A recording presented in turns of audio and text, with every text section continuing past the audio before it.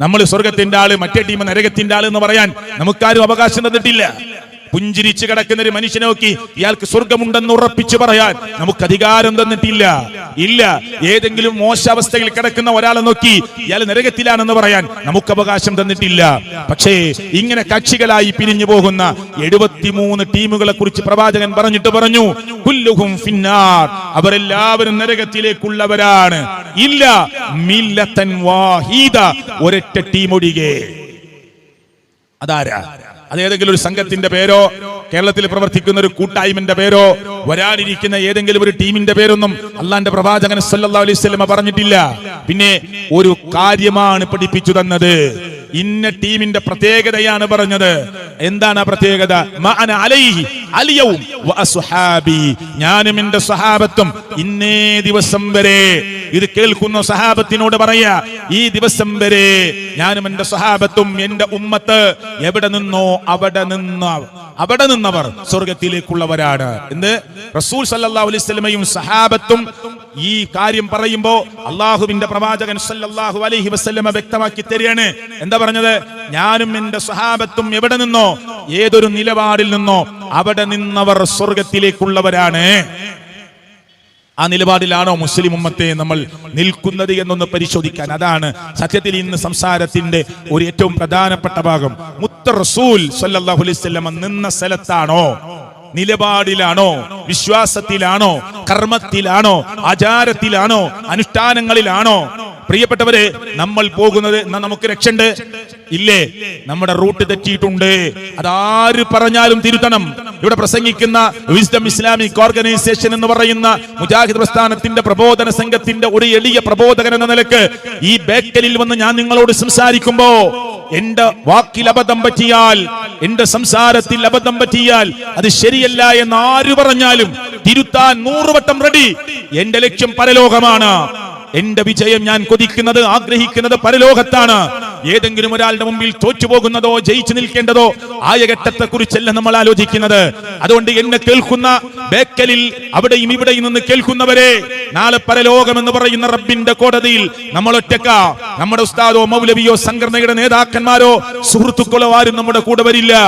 6 അടി മണ്ണ് ഇവിടുന്ന് മരണപ്പെട്ടാൽ കൊണ്ടുപോയി ഇന്നും ഇന്നലകളിലും മരിച്ചവർ നമ്മുടെ ബേക്കലിന്റെ ഖബർസ്ഥാനിൽ കൊണ്ടുപോയി വെച്ചിട്ടുണ്ട്. അവരൊറ്റക്ക, അവിടെ കൂടെ ആരും ഉണ്ടാവില്ല. നീ എന്നെ വിളിച്ചോ, ഞാൻ ഓടി വരാമെന്ന് പറഞ്ഞ് ക്ലോസ് ഫ്രണ്ട് ഒരിക്കലും ഖബറിലേക്ക് വരില്ല. ഇന്റിമേറ്റ് ഫ്രണ്ട് ഒരിക്കലും ഖബറിലേക്ക് വരില്ല. ഒറ്റക്ക് പറയണം മറുപടി. മിർറബ്ബുക്ക് എന്ന ചോദ്യം വരുമ്പോ ഉത്തരം ഒറ്റക്ക് പറയണം. നിന്റെ ദീനേത് എന്ന് ചോദിക്കുമ്പോ ഉത്തരം ഒറ്റക്ക് പറയണം. അതുകൊണ്ട് ചിന്തിച്ചോളൂ, ഞാൻ ഒറ്റക്കായിരിക്കും ഖബറിൽ ഉണ്ടാവുക. നാളെ നഫ്സി നഫ്സി എന്നാണ് മനുഷ്യൻ പറയുക. എന്റെ കാര്യം, എന്റെ കാര്യം. അവിടെ ഒരാളും നിങ്ങളുടെ കൂട്ടിന് വരില്ല. തങ്ങളായ മുത്തുനബി സല്ലല്ലാഹു അലൈഹി വസല്ലമയുടെ പ്രിയപ്പെട്ട മോള് ഫാത്തിമ റളിയല്ലാഹു അൻഹയോട് പോലും അല്ലാഹുവിന്റെ പ്രവാചകൻ പറഞ്ഞത്, സലീമിൻ മാലി, മോളെ എന്റെ സ്വത്ത് ചോദിച്ചോ, പാപ്പാന്റെ കയ്യിൽ ഉള്ളത് തരാം. ഒന്നുമില്ല. വളരെ പട്ടിണി കൊണ്ട് പൊറുതി മുട്ടിയ പ്രയാസപ്പെട്ട പ്രവാചകനാണ് പറയുന്നത്, മോളെ ചോദിച്ചോ, എന്റെ സ്വത്തിൽ നിന്ന് ഉള്ളത് ഞാൻ തരാം. പക്ഷെ മോളെ, നാളെ നരകത്തിൽ നിന്ന് നിന്നെ രക്ഷപ്പെടുത്താൻ, നീ എങ്ങാനും നാളെ പരലോകത്തിൽ രക്ഷപ്പെടാത്ത ആളുകളുടെ കൂട്ടത്തിൽ ചെന്നു നിൽക്കേണ്ടി വന്നാൽ വാപ്പക്ക് കടിയില്ല മോളെ നിന്നെ രക്ഷപ്പെടുത്താനെന്ന് പറഞ്ഞിട്ടുണ്ടോ എന്ന് നമ്മുടെ പണ്ഡിതന്മാരോടൊന്ന് ചോദിച്ചു നോക്കൂ. പ്രിയപ്പെട്ട മനുഷ്യരെ, ശ്രോതാക്കളെ, ചോദിച്ചു നോക്കൂ. നിങ്ങൾ അങ്ങനെ പറഞ്ഞിട്ടുണ്ടോ? അതിലും വലിയൊരു തങ്ങൾ ഇനി ലോകത്ത് വരുമോ? അതിനു മുമ്പ് വന്നിട്ടുണ്ടോ? ഇനി വരുമോ? ആരെങ്കിലും ഉണ്ടാകുമോ? ലോകം കണ്ട ഏറ്റവും വലിയ തങ്ങള് ഖബറിൽ നിന്ന് ആദ്യം എഴുന്നേൽക്കുന്നത് നമ്മുടെ നബിയാണ് സല്ലല്ലാഹു അലൈഹി വസല്ലമ. നാളെ സ്വർഗത്തിന്റെ 8 വാതിലിൽ ഇഷ്ടമുള്ള വാതിൽ മുട്ടി വിളിച്ച് തുറപ്പിക്കാൻ അള്ളാഹു അധികാരം കൊടുത്തിട്ടുള്ളത് ഈ മഹാനായ നേതാവായ തങ്ങളായ മുത്ത് റസൂൽ സല്ലല്ലാഹു അലൈഹി വസല്ലമക്കാണ്. ആ മുത്തുനബി തങ്ങളാണ് പറയുന്നത്, മോളെ, നാളെ പരലോകത്ത് രക്ഷപ്പെടാത്ത ടീമിൽ നീ ചെന്ന് നിൽക്കേണ്ടി വന്നാൽ വാപ്പക്ക് കടിയില്ല മോളെ നിന്നെ രക്ഷപ്പെടുത്താനെന്ന് അള്ളാഹുവിന്റെ പ്രവാചകൻ സല്ലല്ലാഹു അലൈഹി വസല്ലമ സ്വന്തം മകളോട് പറഞ്ഞിട്ടുണ്ടെങ്കിൽ ആ ഖിത്അതു ഖൽബി ഖിത്അതു കബദി, എന്റെ കരളിന്റെ കഷ്ടമാണ് നീ, എന്റെ കൽബിന്റെ കഷ്ടമാണ് നീ എന്ന് പറഞ്ഞ ഏറെ സ്നേഹിച്ച ഫാത്തിമ ബീബിയോട് പറഞ്ഞിട്ടുണ്ടെങ്കിൽ ആരാ നമ്മളെ കാക്കാനുണ്ടാവുക? ആരാ നമ്മളെ രക്ഷപ്പെടുത്താനുണ്ടാവുക? ഒരാളും നമ്മളെ രക്ഷപ്പെടുത്താനുണ്ടാവില്ല. അതുകൊണ്ട് എന്റെ ഈ സംസാരത്തിന്റെ ഇതുവരെ എത്തിയ ഭാഗം നിങ്ങളുടെ മുന്നിൽ വെച്ചുകൊണ്ട് ഞാൻ പറയാ, ഒന്ന് ആത്മപരിശോധനയ്ക്ക് തയ്യാറാവൂ. എന്ത്, ഞാൻ റസൂൽ സല്ലല്ലാഹു അലൈഹി വസല്ലം പഠിപ്പിച്ച റൂട്ടിലാണോ പോകുന്നത്? അവിടുന്ന് നിസ്കരിക്കാൻ പറഞ്ഞതുപോലെ എന്റെ നിസ്കാരം നടക്കുന്നുണ്ടോ? അവിടുന്ന് പറഞ്ഞതുപോലെ എന്റെ നോമ്പ് നടന്നിട്ടുണ്ടോ? അവിടുന്ന് പറഞ്ഞതുപോലെ എന്റെ സക്കാത്ത് നടന്നിട്ടുണ്ടോ? അവിടുന്ന് പറഞ്ഞതുപോലെ എന്റെ ഹജ്ജ് നടന്നിട്ടുണ്ടോ? അവിടുന്ന് പറഞ്ഞതുപോലെയാണോ ഞാൻ സ്വലാത്ത് ചൊല്ലുന്നത്? അവിടുന്ന് പറഞ്ഞതുപോലെയാണോ എന്റെ വിശ്വാസ കാര്യങ്ങളെ കൊണ്ടുപോകുന്നത്? അല്ല എന്ന് നിങ്ങൾക്ക് തോന്നുന്നുണ്ടോ? എവിടെ നമ്മൾ എടിച്ചിറങ്ങിയിട്ടുണ്ടോ? തിരിച്ചു കയറണം, തറവാട്ടിലേക്ക് തിരിച്ചു കയറണം, അള്ളാഹുവിന്റെ ദീനിലേക്ക് തിരിച്ചു കയറണം. ബുഖാരിയിലും മുസ്ലിമിലും തുർമുദിയിലും നസായിലും ഒക്കെ പഠിപ്പിച്ചു തന്ന യഥാർത്ഥ ഹദീസുകളിലേക്ക് നമ്മൾ തിരിച്ചു വരണം. പരിശുദ്ധ ഖുർആനിലെ 6236 ആയത്തുകളിൽ കേട്ട പടച്ചവന്റെ സംസാരമാകുന്ന ഖുർആനിന്റെ വചനാമൃതങ്ങളിലേക്ക് ഞാനും നിങ്ങളും തിരിച്ചു കയറണം. ഇല്ലെങ്കിൽ രക്ഷപ്പെടാൻ കഴിയില്ല. അഭിപ്രായ വ്യത്യാസങ്ങൾ സ്വാഭാവികമാണ്. റസൂൽ സല്ലല്ലാഹു അലൈഹി വസല്ലമ ഖുർആനിന്റെ ആയത്തോതി പഠിപ്പിച്ചു തന്നു, യാ അയ്യുഹല്ലദീന ആമനു, വിശ്വാസികളെ, അത്തിയുല്ലാഹ്, നിങ്ങൾ അല്ലാഹുവിനെ അനുസരിക്കണം, വ അത്തിയുർ റസൂൽ, നിങ്ങൾ അല്ലാഹുവിന്റെ പ്രവാചകനെ അനുസരിക്കണം, വ ഉലിൽ അംരി മിൻകും, നിങ്ങളിലെ കൈകാര്യകർത്താക്കളെ നിങ്ങൾ അനുസരിക്കണം. ബേക്കലിലെ മുസ്ലിങ്ങളെ പ്രത്യേകിച്ച് ഞാൻ നിങ്ങളെ സ്പെസിഫൈ ചെയ്ത് പറയുകയാണ്, മുസ്ലിം ഉമ്മത്തിനോട് ഞാൻ എടുത്തു പറയുകയാണ്, അല്ലാഹുവിനെ അനുസരിക്കണേ, റസൂൽ സല്ലല്ലാഹു അലൈഹി വസല്ലമയെ അനുസരിക്കണേ, നിങ്ങളുടെ കൈകാര്യകർത്താക്കളെ അനുസരിക്കണേ. ഇനി ഖുർആൻ പറയുന്ന വാചകം ശ്രദ്ധിച്ചു കേട്ടോളൂ, ഫഇൻ തനാസഅതും ഫീ ഷൈഇൻ ഫറുദ്ദൂഹു ഇലല്ലാഹ്. എന്താ, എന്തെങ്കിലും ഒരു വിഷയത്തിൽ നിങ്ങൾക്കിടയിൽ തർക്കമുണ്ട്, ഇതാ സലഫി പ്രസ്ഥാനം എന്ന് പറയുന്ന പ്രസ്ഥാനം, വിസ്ഡം ഇസ്ലാമിക് ഓർഗനൈസേഷൻ ഖുർആനിലെ പ്രാർത്ഥനകൾ എടുത്തു പറഞ്ഞിട്ട്, നിത്യജീവിതത്തിൽ ചൊല്ലേണ്ട പ്രാർത്ഥനകൾ എടുത്തു പറഞ്ഞിട്ട് മുസ്ലിം ഉമ്മത്തിനോട് പറയുന്നു, പ്രാർത്ഥന റബ്ബിലേക്ക് മാത്രമേ പാടുള്ളൂ. ഇസ്തിഗാസ, തർക്കത്തിലിരിക്കുന്ന ഇസ്തിഗാസ, അത് റബ്ബിലേക്ക് മാത്രമേ പാടുള്ളൂ. ഇവിടെ സവാദ് സലഫി സംസാരിച്ചപ്പോൾ പറഞ്ഞു പോയിട്ടുണ്ട് ഖബറിനെ കുറിച്ച്. ആ ഖബറാളിയുടെ മുന്നിൽ ചെന്ന് ഖബറാളിയോട് സങ്കടം പറയല്ലേ, അള്ളാഹുവിനോട് പറയൂ നിങ്ങളുടെ വിഷമങ്ങൾ. ഖബറാളിക്ക് മുന്നിൽ ചെന്ന് നിങ്ങളുടെ കാര്യങ്ങളെ നിങ്ങൾ പറഞ്ഞ് അവരെ കേൾക്കുമെന്നോ സഹായിക്കുമെന്നോ വിശ്വാസത്തിൽ ചെയ്യല്ലേ. ഇസ്ലാം അത് പഠിപ്പിച്ചു തന്നിട്ടില്ല. അത് റബ്ബ് പൊറുക്കാത്ത പാപമാണ്, കടുത്ത പാപമാണ്. അള്ളാഹ്ക്ക് അത് ഇഷ്ടപ്പെടുകയില്ല. സർവ്വതും ഒരുക്കി തന്ന റബ്ബ് ആകെ മനുഷ്യനോട് പറഞ്ഞ കണ്ടീഷനിൽ ഏറ്റവും പ്രധാനപ്പെട്ടത് നിങ്ങൾ എന്നോട് പ്രാർത്ഥിക്കണമെന്നതാണ്. 5 നേരം നിസ്കരിക്കുന്ന മുസൽമാനെ, ഇയ്യാക നഅബ്ദു വ ഇയ്യാക നസ്തഈൻ, ദാ ഞാൻ നിന്നെ മാത്രം ആരാധിക്കുന്നു എന്ന് കൈകെട്ടി നിന്ന് പ്രതിജ്ഞ ചെയ്യുന്നു. നെഞ്ചിന് താഴെയൊക്കെ കെട്ടുന്ന ആളുകളുണ്ട്, നിൽക്കട്ടെ. കൈകെട്ടി നിന്നിട്ട് മുസ്ലിം ഉമ്മത്ത് പറയുന്നത് എന്താ? ഇയ്യാക നഅബ്ദു വ ഇയ്യാക നസ്തഈൻ, നിന്നെ മാത്രമേ ഞങ്ങൾ ആരാധിക്കുകയുള്ളൂ, നിന്നോട് മാത്രമേ ഞങ്ങൾ സഹായതേട്ടം നടത്തുകയുള്ളൂ. എന്നിട്ട് 5 നേരം ഇങ്ങനെ ചൊല്ലി പറഞ്ഞിട്ട്, സുന്നത്തിൽ വേറെയും ചൊല്ലി പറഞ്ഞിട്ട് പ്രതിജ്ഞ ചെയ്തിട്ട്, മുസൽമാനെ, ആ ഖബറിൽ കിടക്കുന്ന നാഗൂരിൽ, എർവാടിയിൽ, അജ്മീറിലെ, മുത്തുപ്പേട്ടയിലെ, അങ്ങ് കേരളത്തിലെ വ്യത്യസ്തമായ ഖബറിടങ്ങളിലെ ശൈഖുമാരെ, ബീബിമാരെ, അവർ ചിലപ്പോൾ നല്ലവരായിരിക്കാം, നമുക്കറിയില്ല. ആണെങ്കിൽ അള്ളാഹു അവർക്ക് രക്ഷ കൊടുക്കുമാറാകട്ടെ. നല്ലവരാണെങ്കിൽ അള്ളാഹു അവർക്ക് സ്വർഗം കൊടുക്കുമാറാകട്ടെ. ബദരീങ്ങളെ എന്ന് പറയുന്നില്ലേ, അവർ അള്ളാഹുവിന്റെ പ്രവാചകന്റെ കൂടെ നിന്നവരും നബിയുമല്ലേ ബദരീങ്ങൾ എന്ന് പറയുന്നവർ. പ്രിയപ്പെട്ടവരിൽ തർക്കണ്ടോ മുസ്ലിങ്ങൾക്ക്? ഇല്ല. പക്ഷെ പ്രാർത്ഥന അവരോട് നടത്താൻ പറ്റുമോ? സങ്കടം അവരോട് പറയാൻ പറ്റുമോ? ദുഃഖങ്ങൾ അവരോട് പറയാൻ പറ്റുമോ? വീട്ടിലുണ്ടാകുന്ന പ്രശ്നങ്ങൾ തീർക്കാൻ ബദരീങ്ങളെ വിളിച്ചുകൊണ്ട് പ്രാർത്ഥിക്കുവാനും സങ്കടം പറയാനും പറ്റുമോ? പാടില്ല എന്നതാണ് ഖുർആൻ പഠിപ്പിച്ചത്. ബദർ യുദ്ധത്തിന്റെ രണാങ്കണത്തിലേക്ക് മുത്ത് റസൂൽ കരീം സല്ലല്ലാഹു അലൈഹി വസല്ലമ ചെന്നു നിൽക്കുമ്പോൾ മറുഭാഗത്ത് 1000-ഓളം വരുന്ന ടീമാണ്. ഇവിടെ വെറും 300 ചില്ലാൻ ആളുകളാണ്. കാൽമുട്ടുകൾ നിലത്ത് കുത്തിവെച്ചിട്ട് ആകാശത്തിന്റെ മേലാപ്പിലേക്ക് കരങ്ങൾ ഉയർത്തിയിട്ട് കച്ചത്തിന്റെ വെള്ള കാണുമാർ കിടുകിടാ വിറച്ചുകൊണ്ട് താടിരോമങ്ങളിലൂടെ കണ്ണുനീരിങ്ങനെ ഒലിച്ചിറങ്ങിയിട്ട് നമ്മുടെ നേതാവായ തങ്ങളായ റസൂൽ സല്ലല്ലാഹു അലൈഹി വസല്ലമ അല്ലാഹുവിനോട് പറഞ്ഞത്, അല്ലാഹുമ്മ, അല്ലാഹുവേ, ഇൻ തുഹ്ലിക് ആദിഹിൽ അസ്ഹാബ, ഈ കൊച്ചു സംഘത്തെ എങ്ങാനും നീ നശിപ്പിച്ചു കളഞ്ഞാൽ ലൻ തുഅബദ ഫിൽ അർളി അബദാ, പടച്ചവനെ, നിന്നെ മാത്രം ആരാധിക്കുന്ന ഒരു സംവിധാനം ലോകത്തുണ്ടാവില്ല, നിന്നെ മാത്രം ആരാധിക്കുന്ന ഒരു ടീം ലോകത്തുണ്ടാവില്ല. അതുകൊണ്ട് റബ്ബേ സഹായിക്കണേ എന്ന് കലങ്ങിയ കണ്ണുമായി ചുണ്ടുകൾ വിതുമ്പുന്ന അവസ്ഥയിൽ നമ്മുടെ നേതാവായ തങ്ങളായ റസൂൽ സല്ലല്ലാഹു അലൈഹി വസല്ലമ ബദറിന്റെ രണാങ്കണത്തിൽ സ്വഹാബത്തെ ആകമാനം കരഞ്ഞു പോകുമാർ പ്രാർത്ഥിച്ചു പോയിട്ടുണ്ടെങ്കിൽ എന്തിനു വേണ്ടിയാണ് പ്രിയപ്പെട്ടവരെ ഈ പ്രാർത്ഥന നടത്തിയത്? ആ റസൂൽ സല്ലല്ലാഹു അലൈഹി വസല്ലമയോടാണ് മുസ്ലിം ഉമ്മത്ത് ഇന്ന് ദുആ ചെയ്യുന്നത്. സഹാബത്തിനോടാ മുസ്ലിം ഉമ്മത്ത് ഇന്ന് ദുആ ചെയ്യുന്നത്. അത് കടുത്ത പാപമാണ്, ചെയ്യരുത്. തർക്കമുണ്ട് ഇവിടെ, ഇതാ പറഞ്ഞു ഖുർആൻ പറയാണ്, നിങ്ങൾക്കിടയിൽ തർക്കമുണ്ടായാൽ നിങ്ങൾ എവിടേക്ക് മടക്കണം? അതിനെ ഫറുദ്ദൂ, ആ തർക്കമുള്ള വിഷയത്തെ നിങ്ങൾ മടക്കണം. ഇലല്ലാഹ്, അല്ലാഹുവിലേക്ക് മടക്കണം. വറസൂൽ, അല്ലാഹുവിന്റെ പ്രവാചകനിലേക്ക് നിങ്ങൾ മടക്കണം എന്ന് പറഞ്ഞ എങ്ങനെ? ഖുർആനിലേക്ക് മടക്കണം, റസൂൽ സല്ലല്ലാഹു അലൈഹി വസല്ലമയിലേക്ക് മടക്കണം. ആ മടക്കം എന്നാണ് ഖുർആൻ ഒന്ന് നോക്കുക. ഖുർആനിൽ അങ്ങനെ വല്ല തെളിവുമുണ്ടോ? ഇല്ല. റസൂൽ സല്ലല്ലാഹു അലൈഹി വസല്ലമയിലേക്ക് മടക്കണം എന്ന് പറഞ്ഞാൽ മുത്തുനബി അന്ന് ജീവിച്ചിരുന്നത് പോലെ നമ്മുടെ കൂട്ടത്തിൽ ഇന്ന് ജീവിച്ചിരിക്കുന്നില്ല. അന്ന് ജീവിച്ചിരുന്നത് പോലെ ഇന്ന് മുത്തുനബി നമ്മുടെ കൂട്ടത്തിൽ ജീവിച്ചിരിക്കുന്നില്ല. മക്കത്തോ മദീനത്തോ ലോകത്തിന്റെ ഏത് കോർണറിൽ മുത്തുനബി നമ്മളോട് സംവദിക്കാനും സംസാരിക്കാനും നമ്മുടെ സംശയങ്ങൾ ദൂരീകരിക്കാനും ഒന്ന് ഉണ്ടെങ്കിൽ നമുക്ക് പോകാമായിരുന്നു. പണമില്ലെങ്കിൽ വീട് വിറ്റിട്ടെങ്കിലും പോകാമായിരുന്നു. പക്ഷെ അങ്ങനെ നമ്മൾ അന്ന് ജീവിച്ചിരുന്നത് പോലെ ഇന്ന് മുത്തുനബി നമ്മുടെ കൂട്ടത്തിലില്ല സല്ലല്ലാഹു അലൈഹി വസല്ലമ. അപ്പൊ തർക്കണ്ടെങ്കിൽ നബിയിലേക്ക് മടക്കണം എന്ന് പറഞ്ഞത് എന്താ? മുത്തുനബിയുടെ ഹദീസുകൾ, അവിടുത്തെ ഖൗലുകൾ, അവിടുത്തെ തഖരീറുകൾ, അവിടുത്തെ ഫഇലുകൾ, മഉദീഫ ഇല നബി സല്ലല്ലാഹു അലൈഹി വസല്ലം ബിഫഇലിഹി വഖൗലിഹി വതഖരീരിഹി, അവിടുത്തെ സമ്മതങ്ങൾ, അവിടുത്തെ പ്രവർത്തനങ്ങൾ, അവിടുത്തെ വാക്കുകൾ ഇന്നും രേഖപ്പെട്ട് കിടക്കുകയാണ്.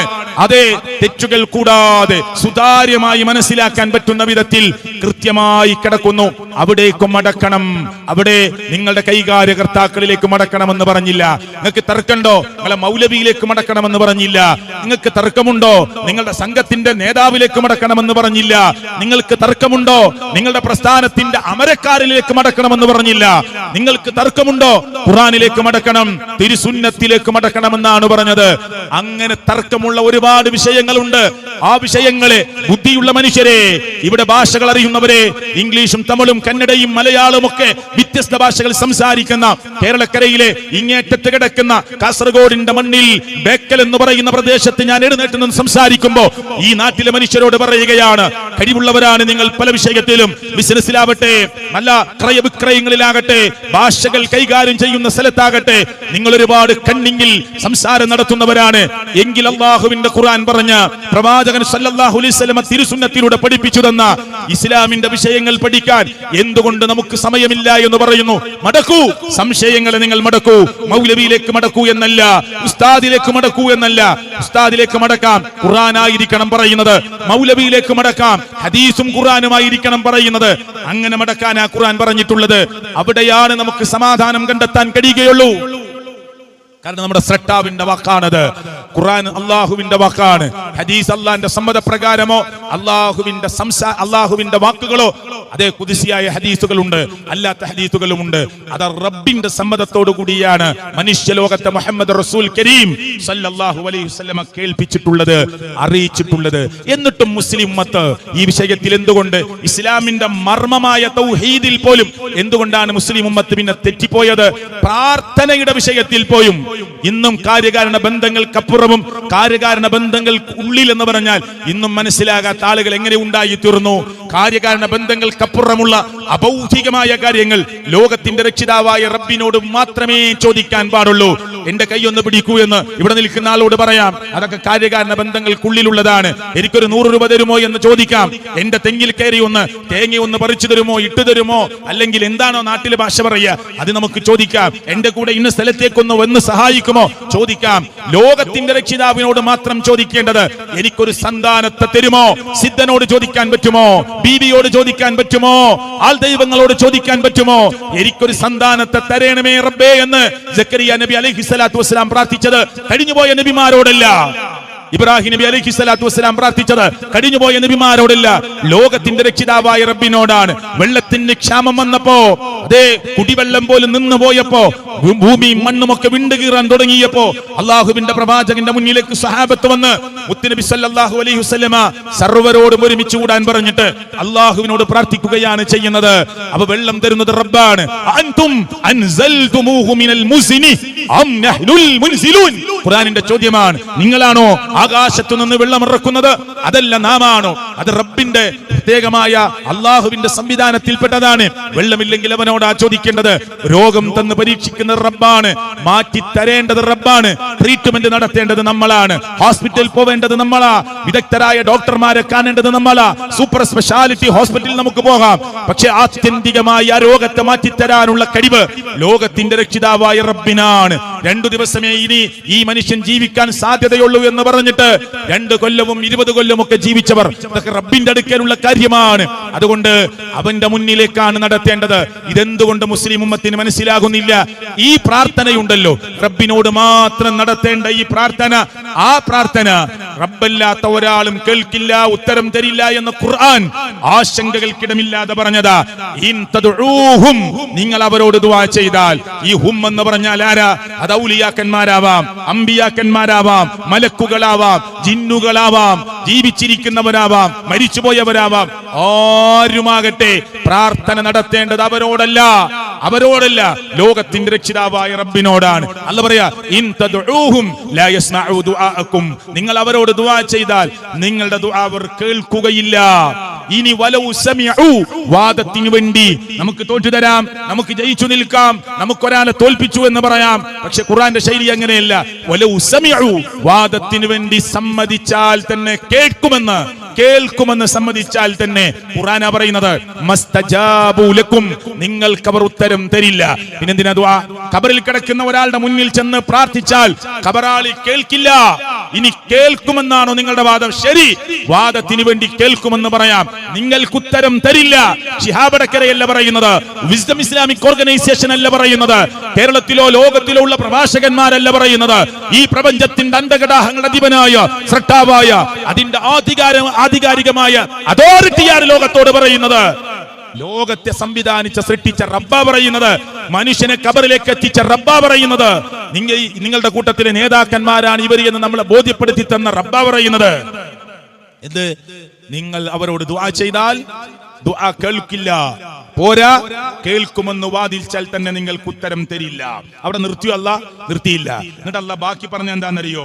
പോരാ, വയൗമൽ ഖിയാമ, ഖിയാമത്തു നാളിൽ യക്ഫുറൂൻ, ഇവർ നിഷേധിക്കും. ആര്?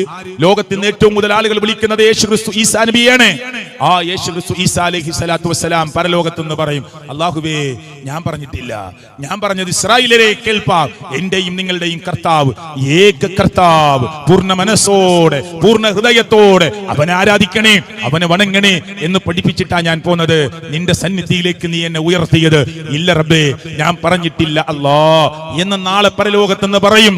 ബദരീങ്ങളുടെ നേതാവായ മുഹമ്മദ് റസൂൽ കരീം സല്ലല്ലാഹു അലൈഹി വസല്ലം പറയും, അല്ലാഹുവേ, ജീവിതത്തിന്റെ ഓരോ ഘട്ടത്തിലും നിന്നെ മാത്രം വിളിച്ചു പ്രാർത്ഥിച്ച് ദുആ ചെയ്ത് നിന്നിലേക്ക് ഇബാദത്തിന്റെ സർവ്വതും സമർപ്പിച്ച് മാതൃക കാണിച്ച് ജീവിച്ചു ഞാൻ 23 വർഷക്കാലം ത്യാഗപൂർണമായ ജീവിതം നയിച്ച്, പടച്ചവനെ, ആർത്തത്തിലാ ഞാൻ തിരിച്ചു പോന്നിട്ടുള്ളത്.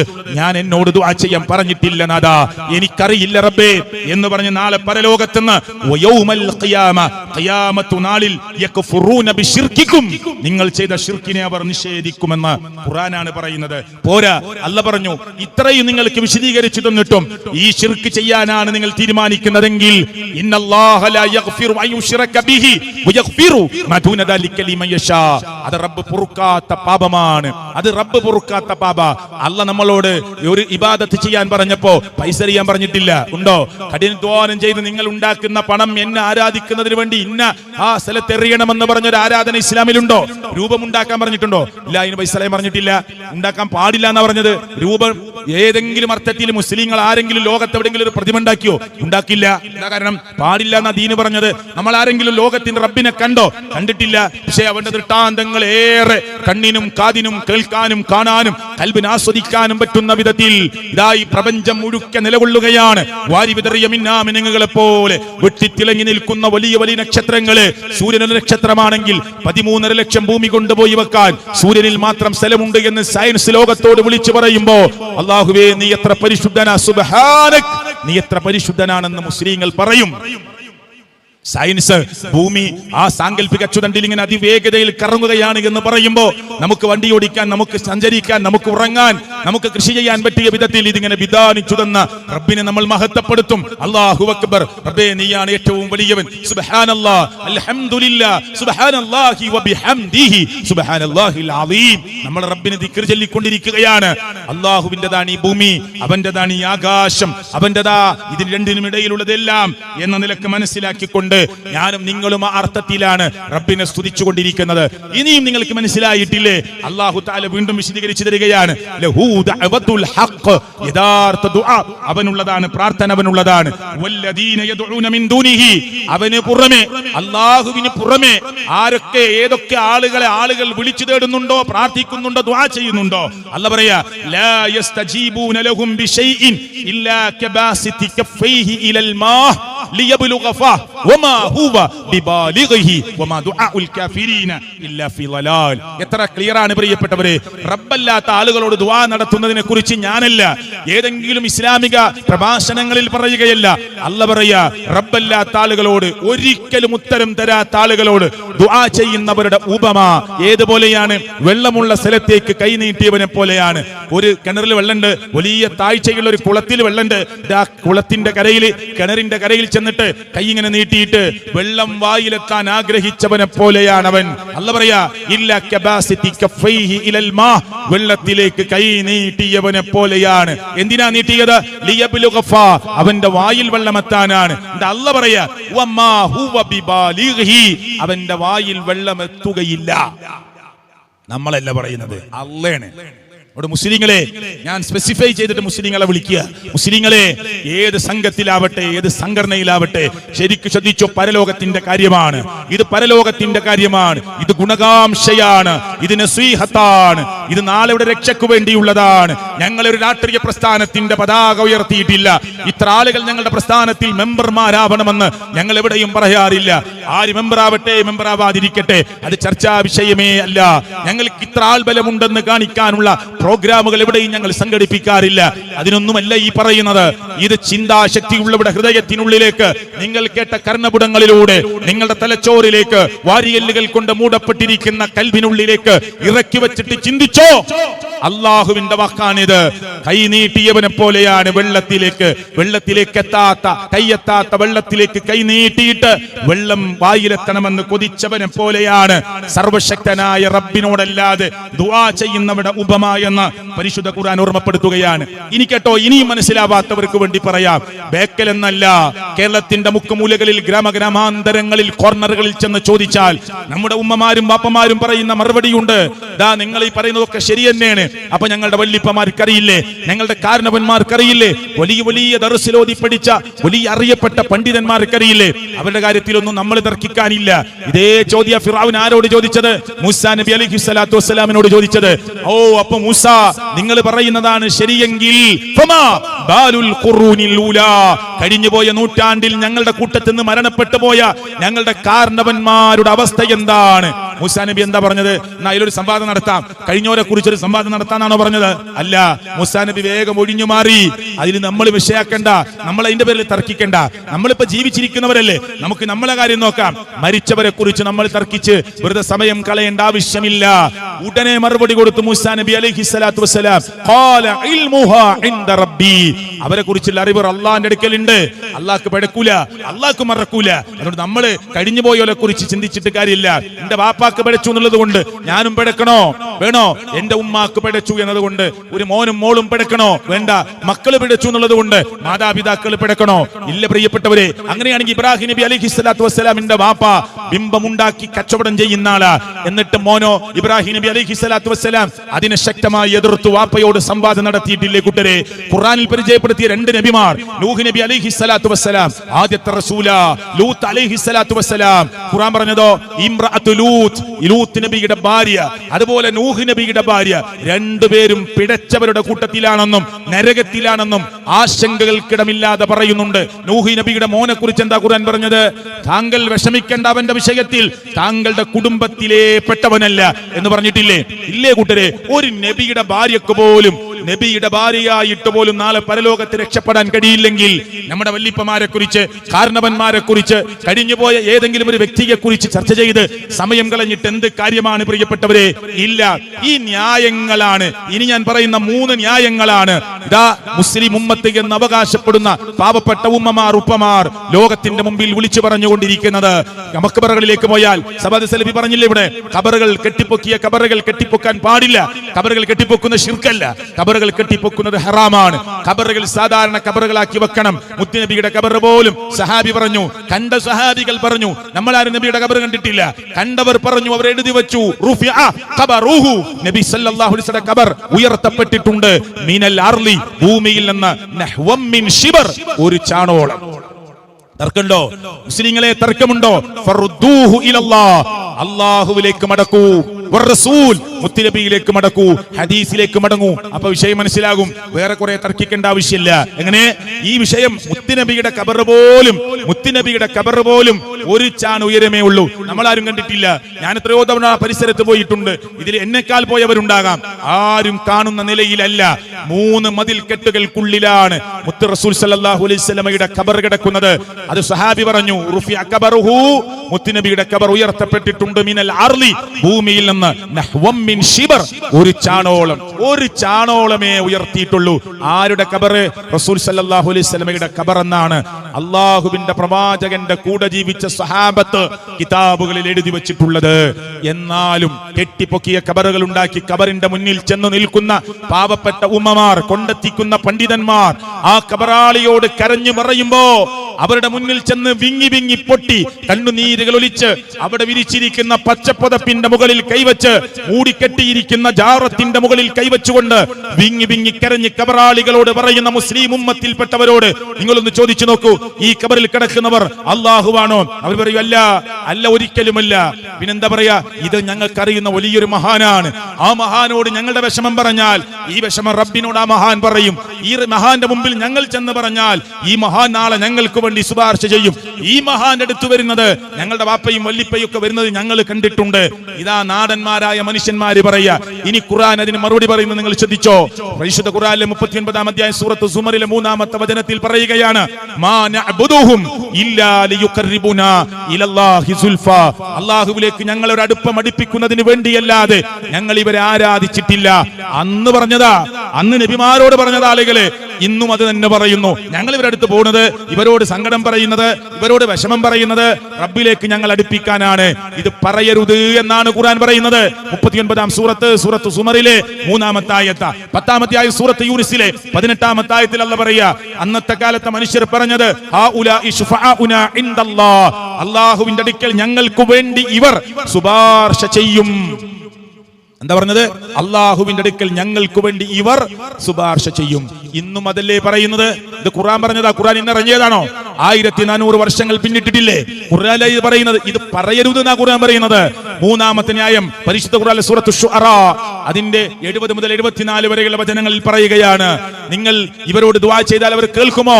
ഇബ്രാഹിം നബി ചോദിക്കുക, ബിംബങ്ങളെ വെച്ച് ചോദിക്കുക, പ്രതിഷ്ഠകളെ വെച്ച് ചോദിക്കുക, അല്ല കൂട്ടരെ ഈ പോയി നിന്ന് ഇങ്ങനെ പറഞ്ഞാൽ ഇവർ കേൾക്കോ? ഇവർ ഉപകാരം ചെയ്യോ? ഉപദ്രവം വരുത്താനുള്ള കഴിവുണ്ടോ? അന്നത്തെ മനുഷ്യർ പറഞ്ഞെന്താരോ, ഉപദ്രവിക്കുമോ ഉപകാരം ചെയ്യുമോ അതൊന്നും ഞങ്ങൾക്കറിയേണ്ട ആവശ്യമില്ല. മറിച്ച് ഖാലു, അവർ പറഞ്ഞു, ബൽ വജദിനാ അബാഅനാ കദാലിക യഫ്അലൂൻ, ഞങ്ങളുടെ ബാപ്പാരൊക്കെ ഇങ്ങനെ ചെയ്യുന്നതായിട്ടാണ് ഞങ്ങൾ കണ്ടിട്ടുള്ളത്. ഇങ്ങനെ ചെയ്യുന്നതായിട്ടാണ് ഞങ്ങളുടെ കാരണവന്മാരെ ഞങ്ങൾ കണ്ടിട്ടുള്ളത്. ഇതാ കൂട്ടരെ, പരിശുദ്ധ ഖുർആനിന്റെ വ്യാഖ്യാനം പഠിച്ച, പ്രവാചകൻ സല്ലല്ലാഹു അലൈഹി വസല്ലമയുടെ ഹദീസുകൾ പഠിച്ച പണ്ഡിതന്മാർ ഇതിനൊക്കെ വിശദീകരിച്ചു തന്നത് ഞാൻ ഈ പറഞ്ഞ അർത്ഥത്തിലാണ് എന്ന്. നിങ്ങൾക്ക് ബുദ്ധിശക്തി ഉണ്ടെങ്കിൽ, പഠിക്കാനുള്ള താല്പര്യമുണ്ടെങ്കിൽ, പഠിക്കണം വായിക്കണമെന്ന ആഗ്രഹമുണ്ടെങ്കിൽ നിങ്ങൾ അന്വേഷിച്ചാലും കിട്ടുന്നത് ഇത് തന്നെയായിരിക്കും. ഖുർആനിൽ ഒരു ചോദ്യമുണ്ട്, അലൈസല്ലാഹു ബികാഫിൻ അബ്ദ, ഒരടിമക്ക് അല്ലാഹു പോരെ? ഒരടിമക്ക് അല്ലാഹു പോരെ നിർഭയത്വം കിട്ടാൻ? എന്റെ മുന്നിൽ ഏത് വിഷമം വന്നാലും നിങ്ങളൊന്ന് നോക്കൂ, ഹെഡിങ് തന്നെ തൗഹീദിലൂടെയാണ് നിർഭയത്വം എന്നാണ്, അല്ലേ? നൂഹ് നബി അലൈഹി സ്വലാത്തു വസ്സലാം മുതൽ ഇങ്ങോട്ടുള്ള റസൂലുമാരുടെ ചരിത്രങ്ങൾ എടുത്തു നോക്കൂ നിങ്ങൾ, മൂസാ നബിയുടെ കഥ എടുത്തു നോക്കൂ നിങ്ങൾ. വലിയൊരു നദിയുടെ സമുദ്രത്തിന്റെ മുന്നിൽ ചെന്ന് നിൽക്കുമ്പോ കൂട്ടുകാർ പറഞ്ഞു, ഒപ്പമുള്ളവർ പറഞ്ഞു, ഇന്നാ ലമുദ്റകൂൻ, ഇതാ ഫിർഔനും ടീമും വാളും പിടിച്ച് ആയുധങ്ങൾ പിടിച്ചോടി വരികയാണ്. അഹങ്കാരിയായ ഫിറഔൻ വെട്ടിമുറുക്കും, സംശയമില്ല, വെട്ടിനുറുക്കിക്കളയും, സംശയമില്ല. മൂസാ നബിയുടെ കൂടെയുള്ളവർ പറഞ്ഞു ഇന്നാ ലമുദ്റഖൂൻ, നമ്മളെ ഇപ്പൊ പിടികൂടി, ഇനി രക്ഷയില്ല.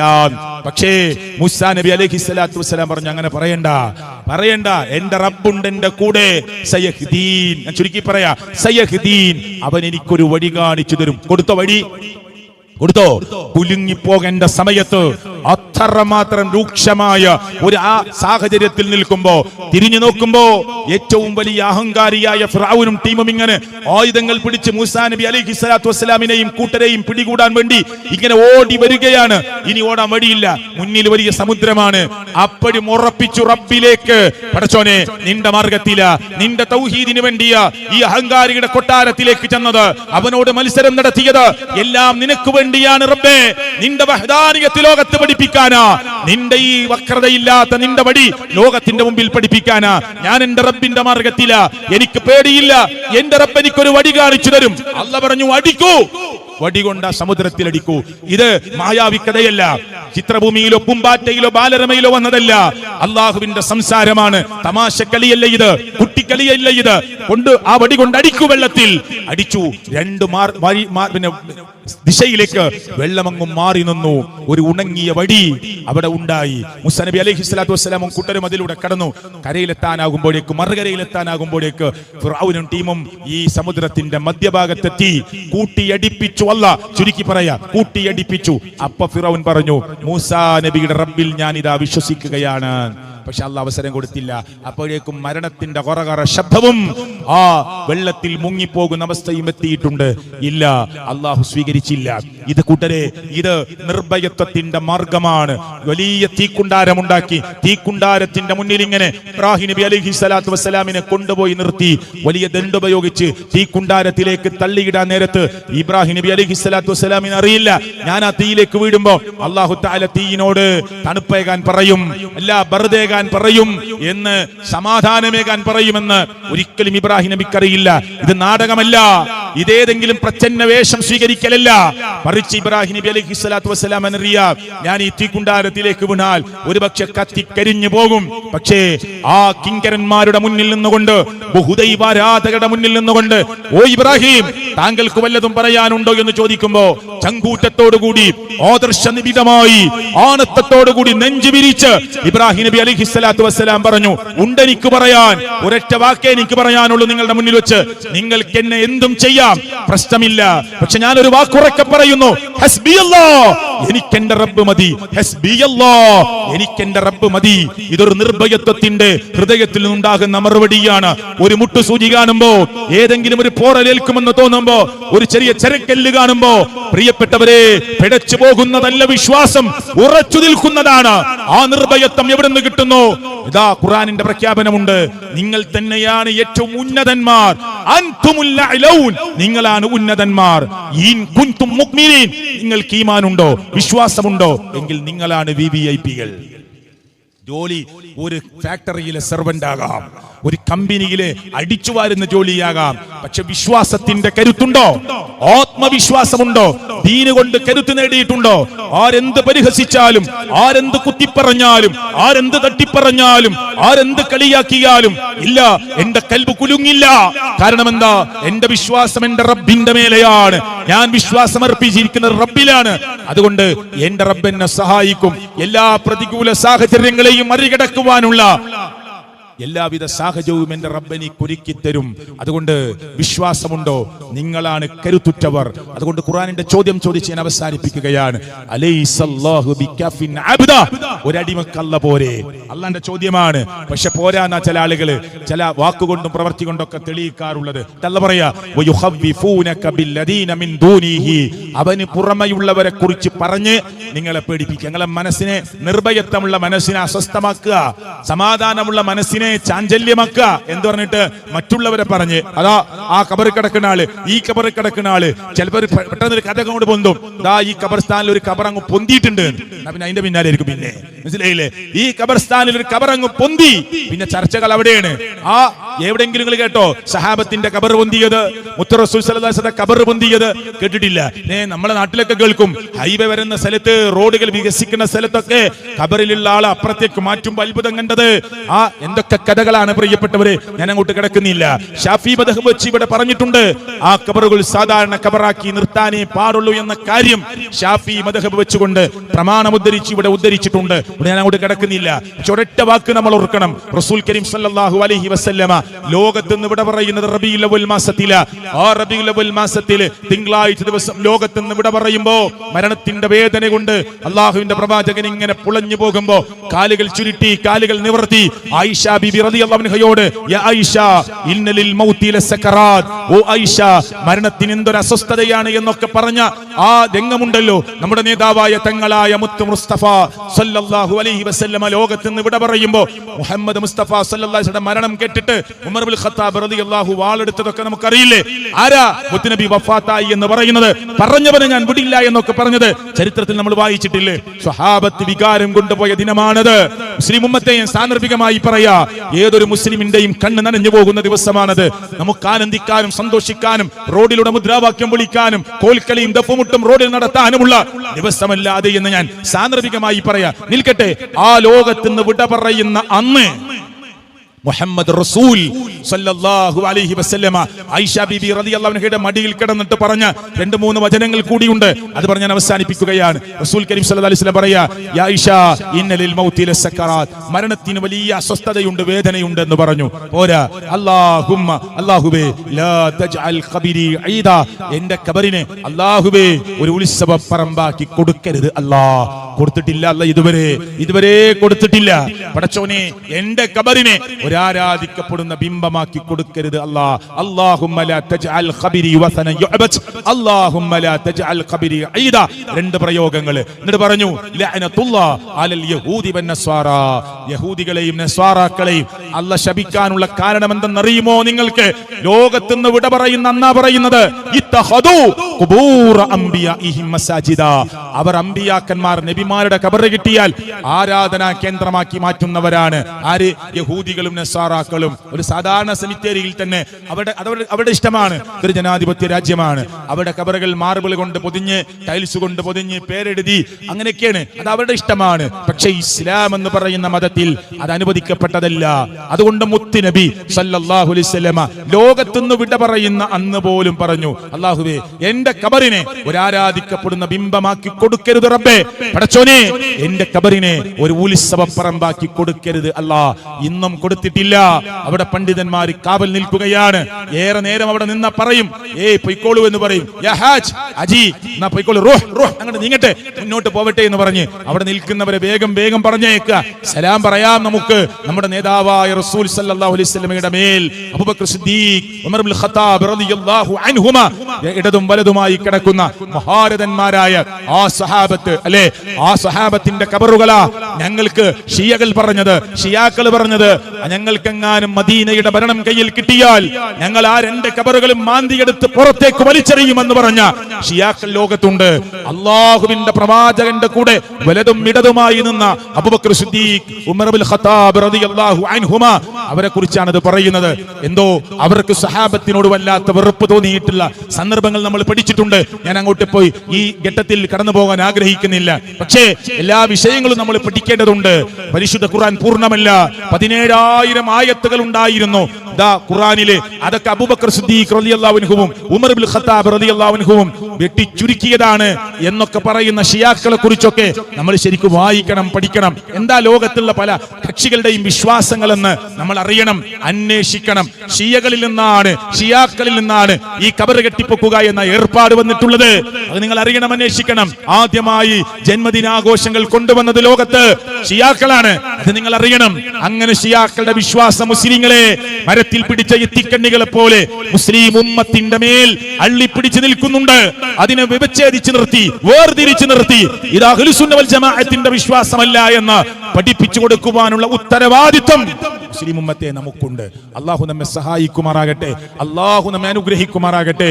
ഇത് ഇവിടെ നടത്തിയ ഈ തൗഹീദിലൂടെയാണ്, നിർഭയത്വം തൗഹീദിലൂടെയാണ് എന്ന ഈ ക്യാമ്പയിനിന്റെ ഭാഗമായിട്ടുള്ള ഈ സന്ദേശ പ്രയാണത്തിന്റെ ഭാഗമായിട്ടുള്ള സംസാരം. പ്രിയപ്പെട്ടവരെ, ഇത് ഈ കേരളത്തിന്റെ 150-ലധികം സ്ഥലങ്ങളിൽ ഇതുപോലെ നടക്കാനിരിക്കുകയാണ്. തുടർന്നുള്ള ദിവസങ്ങളിൽ ഈ ഉള്ളവനൊക്കെ ഒരുപാട് സ്ഥലങ്ങളിൽ ഏറ്റിട്ടുണ്ട്.